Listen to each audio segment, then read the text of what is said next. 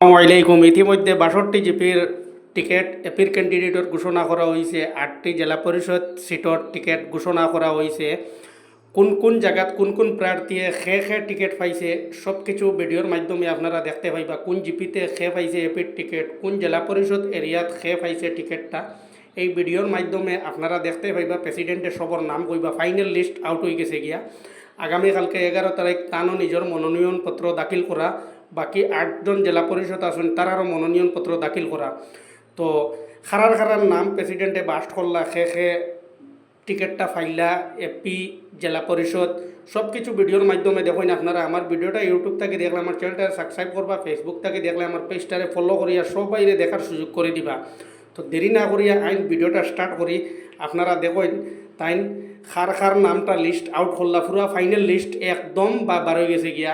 আপনারা ভিডিওটা শেয়ার করিয়া সবাইরে দেখার সুযোগ করে দিবা। তো ভিডিওটা স্টার্ট না করিয়া দেরি না করিয়া ভিডিওটা দেখুন। আমি স্টার্ট করছি ভিডিওটা, আপনারা দেখতে পাইবা। তোর সঙ্গে কোন কোন টিকিট পয়সার বিতরণে গেছে না সত্যি কর্মীরা টিকিট পাইছে প্রেসিডেন্টে তাই কইবা। যে কিছু মানুষ আছেন, কিছু মানুষে যে আওয়াজ উঠাইয়া ধরছেন যে প্রেসিডেন্টে পয়সার মূল্য মানে টিকিটটা দিছেন। তো সব কিছু তাই কইবা। ভিডিওটা দেখুন আপনারা। আমি ভিডিওটা স্টার্ট করি।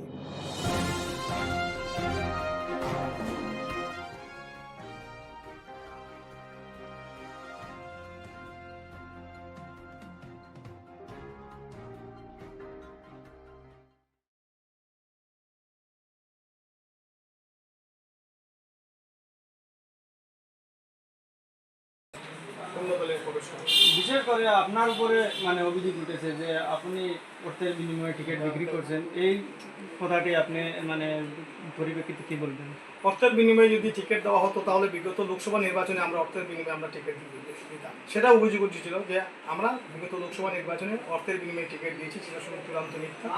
এবং পঞ্চায়েত নির্বাচনে আমরা যেভাবে টিকিট বন্টন করছি, যতটুকু সম্ভব স্বচ্ছতা বজায় রেখেছি, যতটুকু সম্ভব আমরা জনগণের চাহিদা, জনগণ যাকে টিকিট দেওয়া বা জনগণ যাদেরকে পছন্দ করে তাদেরকে টিকিট দেওয়ার আমরা চেষ্টা করেছি এবং সেটা আমরা অনেকাংশে সফল হয়েছি। এবং নির্বাচনের ফলাফলই আপনারা দেখবেন যে আমাদের যে নির্বাচনের যে প্রক্রিয়া বা নির্বাচনের যে মানুষদেরকে যে প্রার্থিত্ব দিয়েছি সেখানে আমরা সঠিকভাবে আমরা প্রার্থী দিতে পেরেছি।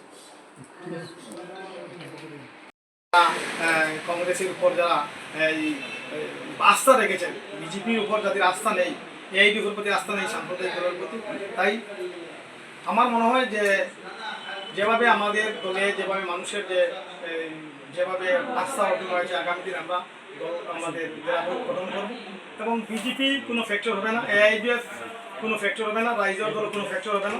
রাইজর দলকে, আমাদের অখিল গগৈ দলকে বিজেপি ফাইন্যান্স করে যেভাবে হাইলাকান্দি বা বিভিন্ন জায়গায় প্রার্থী দিচ্ছেন, আজকে কংগ্রেসের ক্যান্ডিডেটকে বিজেপির মাধ্যমে নিয়ে তাদেরকে দল ভাঙিয়ে নিয়ে আজকে রাইজর দলের প্রার্থিত্ব করা হচ্ছে, সেটা বিজেপির পরম্পরা। বিজেপি দল সেটাই করে। কংগ্রেস থেকে যারা বঞ্চিত হয় তখন তাদেরকে রূপ দেখিয়ে রাইজর দলে ঠেলে দিয়ে বা এইডিএফে ঠেলে দিয়ে আর্থিক প্রলোভন দিয়ে কংগ্রেসকে যে পরাজিত করার যে লক্ষ্য নেবে সেটা অসম্ভব কথা নয়। কংগ্রেস ছেড়ে অন্য দলে যোগদান করা কংগ্রেসের কোনো ক্ষতি হচ্ছে নাকি? কংগ্রেসের তো কোনো ক্ষতি হয়। যারা কংগ্রেস দলে এসেছিলেন আমি বলবো তারা টিকেটের জন্য এসেছিলেন, কংগ্রেস দলের জন্য আসেন। যদি কংগ্রেস দলের জন্য আসতেন তারা এভাবে দল ছেড়ে যেতেন না। জানি না কারা কারা দল ছেড়ে গেছে। আমার মনে হয় যে 2-4 জন গেছেন, তারা কংগ্রেসের কোনোদিনও কংগ্রেসের সঙ্গে ছিলেন না।